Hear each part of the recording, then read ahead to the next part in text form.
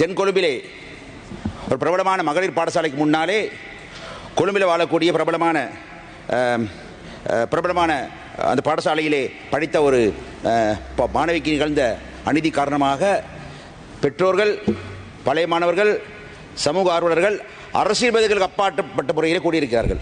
அவர் கலைக்காரர்கள் அல்ல. இங்கே போலீஸ் துறை சார்ந்த பிரதி அமைச்சர் இங்கே இருக்கிறார், சுனில் பட்டகல இருக்கிறார். அவர் கொண்டு வர விரும்புகிறேன். அவர் கலைக்காரர்கள் அல்ல, பயங்கரவாதிகளும் அல்ல, அவர்கள் ஆயுத போராளிகளும் அல்ல.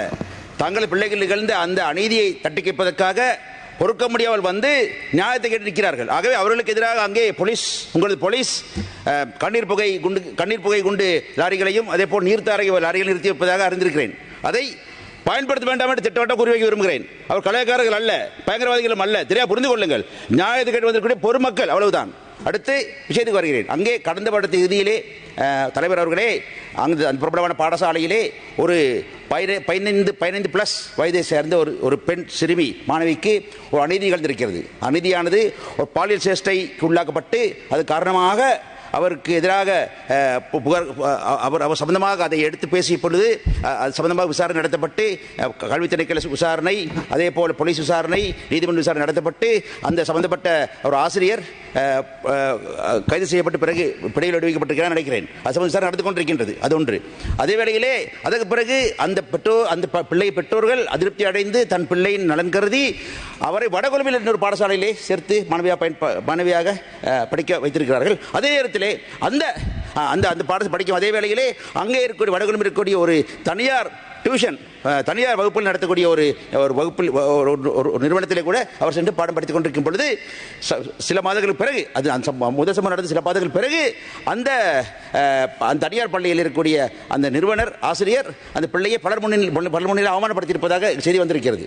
அதாவது ஏற்கனவே பாடசாலையில் இப்படி சம்பவம் நடந்தது தானே என்று சொல்லி அந்த பிள்ளை அவமானப்படுத்தியிருக்கிறார். அதனால் பாரிய மன உளைச்சலுக்கான அந்த பிள்ளை சம்பவம் சில நாட்களுக்கு பிறகு தான் வசிப்பிடத்தில் இருந்து 7ஆம் மாடியில் குதித்து தற்கொலை செய்தி இருந்துவிட்டது.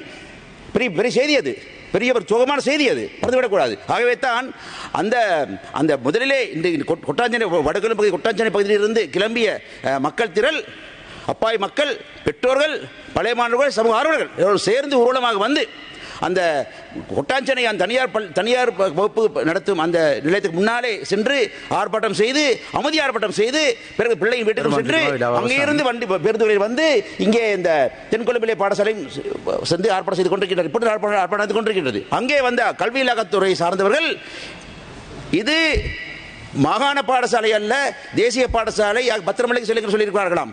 வேடிக்கையாக இருக்கிறது. தேசிய பாடசாலை மகாராஷ்டிர பாடசாலை பிரச்சனைகள் மகாராஷ்டிரா கிடையாது இப்ப நாட்டிலே. ஆகவே கல்வி இலாக்கா சேர்ந்த அதிகாரிகளும் சரி, போலீஸ் துறையிலும் சரி, அரசாங்கம் அமைச்சர்களும் சரி சம்பந்தமாக அக்கறை செலுத்தி உடனடியாக விசாரணை நடத்த வேண்டும்.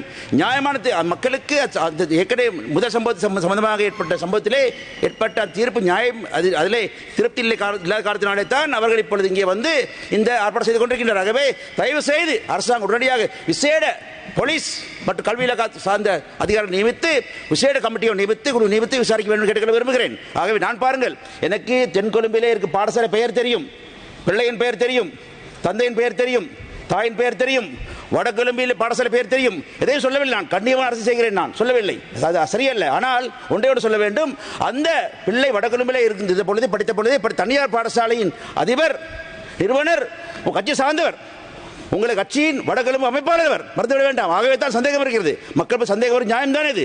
அதை சந்தேகம் இருக்கிறது. அதை மனதில் கொண்டு தயவு செய்து நீங்கள் அதை எடுத்துக் கொண்டு நியாயமான விசாரணை, அரசியல் அழுத்தமில்லா விசாரணை நடைபெற்று பிள்ளைக்கு நியாயம் கிடைக்க வேண்டும். பிள்ளை உயிரை கொண்டு வர முடியாது. அது பிள்ளை தாய் பெற்றோர் சோகத்தை மறுக்க முடியாது, அது அழித்துவிட முடியாது. காலந்த பைசொலியாக வேண்டும். ஆனால் இத்தகைய ஒரு கொடுமை இன்னொரு பிள்ளை நடந்துவிடக் கூடாது என்பதனால் தான் ஆயிரக்கணக்கிலே மக்கள் கூடி அங்கே ஊர்வலம் வந்து கொண்டிருக்கிறார், மழை நடந்து கொண்டிருக்கிறார்கள். ஆகவே அதை செய்து முடிக்க வேண்டும் கேட்டுக்கொள்ள விரும்புகிறேன். தயவு செய்து அரசாங்கத்து பொறுப்பு இங்கே இருக்கிறது. இங்கே பிரதி அமைச்சர் பிரதி அமைச்சர் இங்கே இருக்கிறார். இங்கே மகளிர் பெண்கள் சார்ந்த அமைச்சர் இங்கே வந்திருக்கிறார். ஆகவே அரசாங்க பிரதி அமைச்சர் இங்கே இருக்கிறார்கள். கவனத்தை கொண்டு வாருங்கள். நான் நாகரிகம் பேசுகிறேன், நான் யாரை குற்றச்சாட்டவில்லை. இதே கடந்த 2 தினங்களுக்கு முன்னாலே தான் தேர்தல் நடைபெற்றது. வேண்டுமான தேர்தல் காலத்தில் இதை பெரிதாக எடுத்து நான் பேசி அரசியலாக தேடவில்லை. நான் கண்ணியமாக இருந்து கொண்டேன். அது அதே கண்ணியம், அதே நியாயம், நேர்மை அரசாங்கத்தில் இருக்கும் என்று நம்புகிறேன். நன்றி. உலக நடப்புகளை உடனுக்குடன் அறிந்திட நியூஸ் 21 தமிழோடு இணைந்திருங்கள்.